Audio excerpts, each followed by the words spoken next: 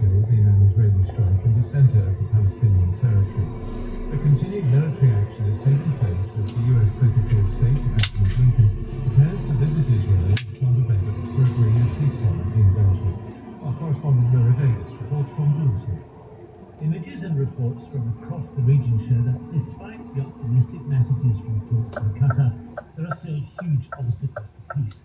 In Gaza, an Israeli airstrike reportedly killed 15 people in the central part of the Palestinian territory. Several women and children are believed to have been killed, although Israel said it had eliminated a number of armed fighters. The Israeli Air Force also said it struck Hezbollah targets in the Nabatea region in South Lebanon.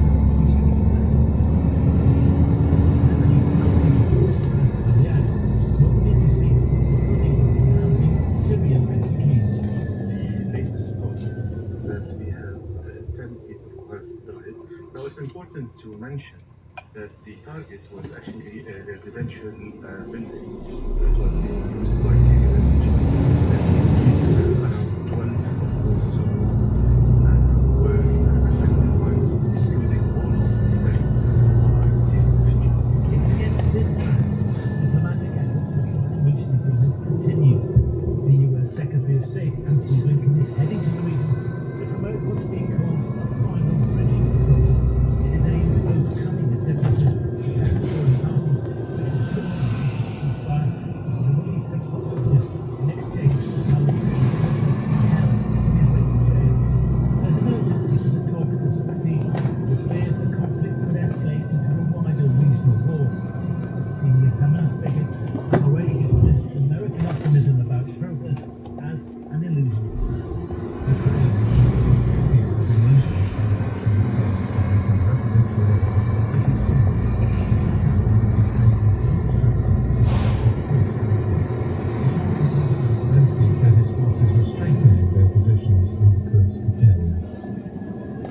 The parents of Natasha Edna Lapouche, who died from an allergic reaction to a pret-a-manger baguette in 2016, are calling for government action to protect people with food allergies following the death of 13-year-old Hannah Jacobs. She had a severe allergic reaction after one sip of a Costa Coffee hot chocolate, which contained cow's milk instead of soy milk. Graham Satchel reports. Hannah Jacobs was described by her family as vivacious, caring and affectionate. Her death after a severe allergic reaction to drinking hot chocolate has led to serious criticism of the hospitality industry. Hannah's mother described allergy safety training as a tick box exercise. The parents of 15-year-old Natasha Edna Lapouche successfully campaigned for full ingredient lists on pre-packed foods after their daughter died after eating a baguette containing unlabeled sesame. They say urgent action is now needed on awareness and training. Nadine Edna Lapouche wants a meeting with the Health Secretary last week. They are being so it is a common sense. Because when you sit down with the family and use their children, buying circles around the UK as they weep, this cannot continue to go on. Whereas we know that if you start to follow through with some of the things that we have to suggest, we can make vast improvements and we can start to dial back this crisis that's happening, an allergy epidemic.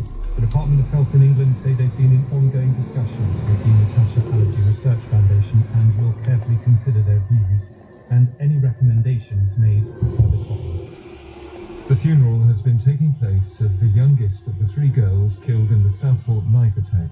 B.B. King, who was 6, died along with Elsie Duck-Stankham and Alistair Silva Aguiar at a Taylor Swift-themed dance class last month.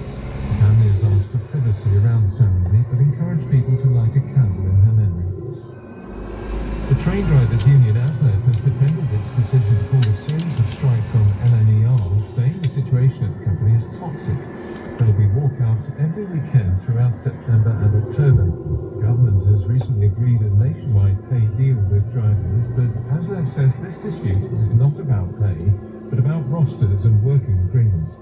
LNER, which runs services on the East Coast Main Line, said it was disappointed by the strikes. Nigel Roebuck from ASLEF said the union had no choice. What we've seen is other grades entering our driving cab being paid big bonuses for doing it, management being paid bonuses of £2,000 per person to break our agreements. We want to work in agreements, we sign up to agreements jointly, and all we're asking is that LNER respect that position of the agreements we're working. Our people can work to agreements, to rosters, have a work-life balance, and know when they're coming and going from work. The Indian government has urged doctors involved in a nationwide strike to return to work, promising to form an urgent committee to look into the safety of healthcare professionals. Non-emergency services across India have been suspended because of a day-long walkout by medics in response to the rape and murder of a female junior doctor at a hospital in Kolkata. Our correspondent Archana Shukla reports from Mumbai.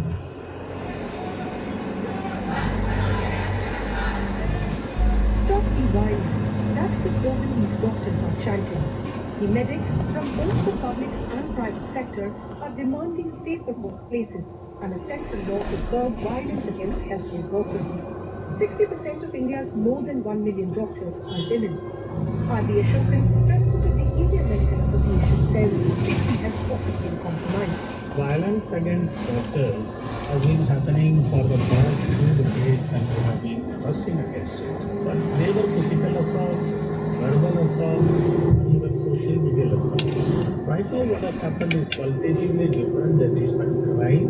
Candlelight vigils and demonstrations over the last days have questioned women's safety in the world's most populous nation. Much of the anger is directed towards the government, which protesters say hasn't done enough to make laws effective on the ground. Statistics show, despite tough new laws, violence against women has gone up 4% in the last year. New figures show the leader of Reform UK, Nigel Farage, has the highest earnings outside Parliament of any MP. In the latest register of members' financial interests, Mr Farage declared earnings of more than £1 million a year, over and above his MP's salary. Here's our political correspondent, Damien Grammaticus. As the MP for Clacton, Nigel Farage earns an annual salary of £91,000 a year. It's now known that he's paid more than that each month by GB News, £97,900 a month to be exact, to present on its TV channel. All MPs have to declare their outside earnings. The newly published register shows Mr Farage also earns £4,000 a month writing for the Telegraph newspaper, and he's received more than £16,000 for recording short, personalised video messages such as birthday greetings for individuals, which cost around £70 each to order online. Combined, his extra parliamentary earnings total almost £1.25 million a year, and require, he says, the equivalent of around 9 full days' work a month. Around 70 firefighters are tackling a fire at Somerset House in central London. The historical building is a centre for arts and culture. The cause of the fire is not yet known. Now to sports, top-flight footballers return to Portman Road as Ipswich Town are in Premier League action. James Gregg has the day's action. There are 6 matches today on the opening weekend of the Premier League season, including the return of Ipswich Town to the top flight after that 22-year absence away from it. They're at home to Liverpool. And approaching half-time, 37 minutes gone, it is goalless at Portman Road. Champions Manchester City don't play until tomorrow, so last season's nearest challenger, Arsenal, will try to catch an early march on their title rivals. Mikel Arteta's side are at home to Wolves at 3 o'clock. For me, it's far from perfection, and I think this team has still very much another levels to reach, and they give me the reasons to believe that, because I see them every day, the way they train and the way they play, and there are big rooms still for improvement. It's Rugby League's magic weekend with Elland Road in Leeds hosting for the very first time. 6 matches take place over 2 days, all at the same venue, and it starts with Hull FC against London at 2:30 this afternoon. That's followed by Wigan against St Helens before Leeds Rhinos take on Warrington Wolves. The Warrington coach Sam Burgess is expecting a special occasion at the home of the Rhinos' footballing counterparts, Leeds United. It's going to be hostile for us because I think, I'm told Leeds have sold the most tickets and we've got a great fan base, so it'll make a great atmosphere, and we have great travelling fans. Before us, you've got Wigan Saints, who's going to be a monster of a game as well, so hopefully they stay around and can all put on a bit of a show. And horse racing great Black Caviar has died at the age of 17. She was a retired Australian mare, nicknamed the Wonder from Down Under. She won a record consecutive 25 races. James Gregg, the headlines again. Hezbollah has fired a barrage of rockets into northern Israel in retaliation for an Israeli strike which killed 10 people in southern Lebanon. Campaigners say the death of a 13-year-old girl who died of a hypersensitive anaphylactic reaction after drinking a coffee hot chocolate should be a wake-up call to all food companies. The Indian government has urged doctors to end their 24-hour strike. BBC News. With Chris Aldridge. We'll be joining Alex Forsyth for Any Questions next on Radio 4. First, a word about this weekend's Archive on 4 tonight at 8. Jacob Bronowski. This is what men do when they aspire to the knowledge of gods. The life and work of the scientist, poet and broadcaster, explored through the uncertain prism of the archive. The papers that Lisa Jardine found in that lockroom detailed how her father's calculations had been applied to the work of war, encountering a hidden past. The Atomic Energy Authority obviously are concerned about Bronowski and... But why? This is our copy of the ML55. The Ascent of Jacob Bronowski, tonight at 8 on Radio 4 and BBC Sounds. Now on Radio 4, Any Questions with Alex Forsyth. Hello and welcome to the City of London, the capital's financial district, home to the Stock Exchange and the Bank of England. We are at the headquarters of the Institute of Chartered Accountants in England and Wales, which is based at Chartered Accountants Hall. The building dates back to the 1800s. It was designed by the architect John Belcher and is a fine example of Victorian neo-baroque. Over the summer we have lined up venues and panellists to focus on some key policy areas as well as our usual range of topical questions. We've already looked at health and housing, care and climate still to come, and this week it is the economy. And on our panel we have James Murray, Exchequer Secretary to the Treasury and the Labour MP for Ealing North. He was first elected in 2019 and before that he was Deputy Mayor for Housing in London, where he oversaw the Mayor's affordable housing programme. He began his political career as a councillor in Islington. Dame Harriet Walkman is the Conservative MP for West Worcestershire and the Shadow Minister for Development. Until the last election, Harriet was chair of the Treasury Select Committee. Before politics, she had a 20-year career in finance, specialising in currency markets and pension funds, including working on Wall Street and in London for the American bank JP Morgan. Liam Halligan is an author and a columnist for the Sunday Telegraph. He also co-hosts the Telegraph's Planet Normal podcast. Liam has been writing his economics agenda column for over 20 years. Until a few months ago, he was also economics and business editor for GB News. In the 90s, Liam lived in Russia, co-founding an economic journal about the Russian economy, and when he lived in Moscow, he shared a flat with a young Dominic Cummings, formerly of Downing Street, at a fund. I don't think we shared a flat. One of his university tutors asked me to put him up for a few weeks, which seemed to be Thank you for the clarification. And Anne Pettifer is an economist. She's director of a network of economists called PRIME, which stands for Policy Research in Macroeconomics, and a fellow of the think tank the New Economics Foundation, chair of the advisory board for Goldsmiths College's Political Economy Research Centre, and particular member of the Scottish Government's Just Transition Commission. She's perhaps best known for her warnings of the financial crisis in the 2006 book, The Coming First World Debt Crisis. London, please welcome. Any questions, panel?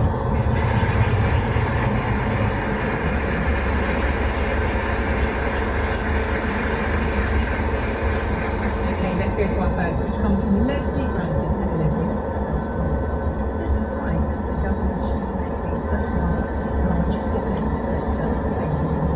Leslie, thank you for your question. Recently, we have had that junior doctors pay dispute and offered in the court 22% pay rise over 3 years. We've had the recent developments negative for some of the railway unions, 14.5% over 2 years, and the Chancellor said she's minded to accept the independent pay review recommendations between 5 and 6% for other public sector. Is it right the government should be making such large public sector pay awards? Very well. Well, I certainly think these are political choices. I think that what happens through this process is that, by and large, ministers try to get independent advice on these things. And so there are national pay bodies which look at the current state of the economy, they look at the current state of pay awards in other areas, they look at a range of different factors, and then they come up with a recommendation. And I think then it's up to ministers to decide whether to go ahead with that or not. And I think it's also very important in that process that ministers think about what they can ask for, perhaps in return, in terms of today's announcement on the rail ASLEF settlement. I think one of the things that certainly my party, when we were in government, was trying to achieve was the ability to reform those working practices around Sunday working. And it sounds as though today's award was actually done with no conditions. And I think by and large, that's what I'm also hearing in terms of the junior doctors. And obviously we could have made some settlements for these very generous amounts when we were taking those decisions. But I think our ministers were trying to ask for productivity increases. They were asking to reform some of these working practices. And these are the political choices where we would differ. And I think what worries me the most about the political choice that I've seen ministers take on the pay awards is not that I don't think public sector workers should be well paid, of course they should be, but it's the choice to pay for that by taking away winter fuel allowance of a 90-year-old on an income of £12,000 a year. Okay.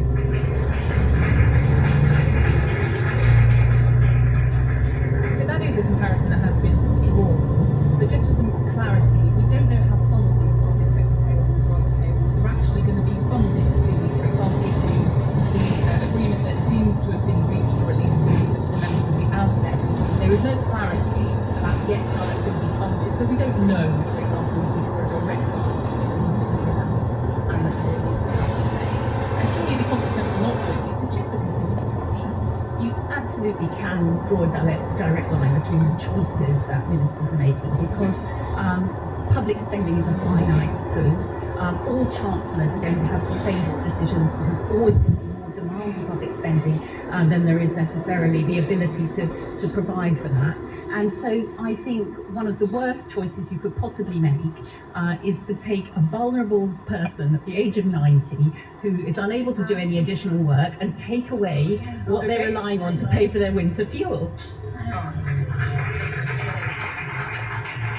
It's infantile to describe payment of these public sector workers via this one payment, this one allowance for the 90-year-olds. It's just, that's infantile economics, really.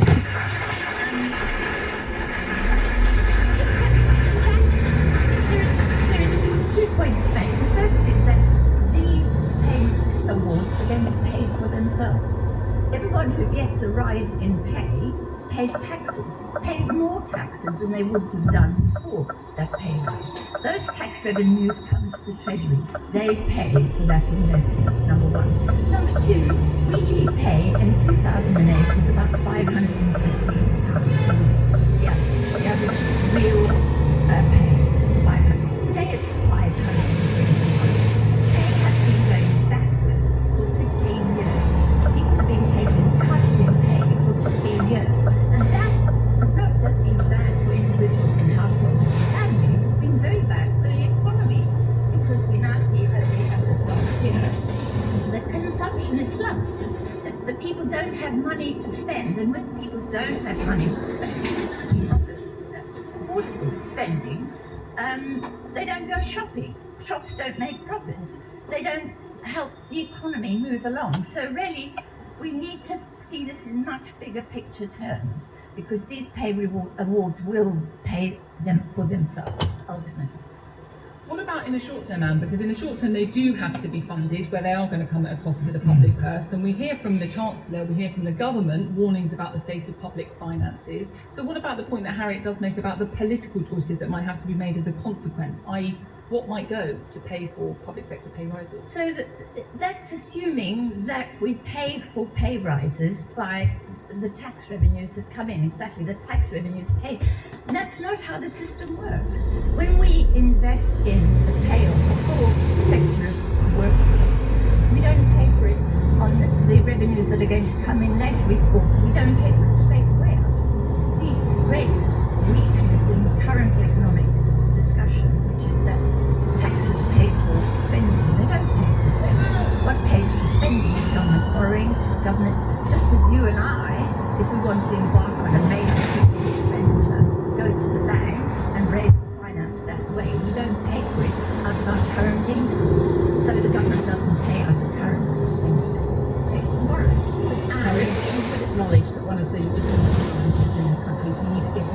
productivity, in other words, more output for the same level of And we spending. would get What that these money. pay increases do is they're just giving people more money for doing the same amount of output. That's not going to improve the productivity of the UK economy. You've made them more productive. The fact that we've got, for example, 9.5 million people who are not economically active is because what is the point of going into a low-paid job that's insecure and that gives you very little job satisfaction? Or if you're a young person, you know, your only choices are these low-paid barista type jobs. So, you know that, and so they will be trained. Okay. So if you want to improve productivity, then you must improve your investment in those jobs. Thank you both. Liam Halligan. Complex issue. What I'd say is that train drivers already get around 65 grand on average. Some of them get almost 100 grand. The average wage How much do MPs please, get? please. How much do MPs get? 91,000. Okay, Liam. Can I at least try and full answer before you interrupt? If you don't mind? So, train drivers are already particularly well paid, and in terms of productivity, you know, over 100 metro systems in the world have driverless trains. The Victoria line, which opened before I was born, and I'm a relatively sprightly 55-year-old, was designed to have driverless trains. And the only reason we have such an inefficient train, or a big reason we have such an expensive and inefficient railway, which of course commuters know all about, is because of a lack of productivity, as Harriet says, and I'm afraid, and a lot of people are nodding, that this deal will do nothing to encourage greater productivity. In fact, it will encourage a further clamping down in any increase in productivity. So the railway is just going to get more and more expensive for the commuters who go to work every day and make our economy work. You know, us in the media, we understand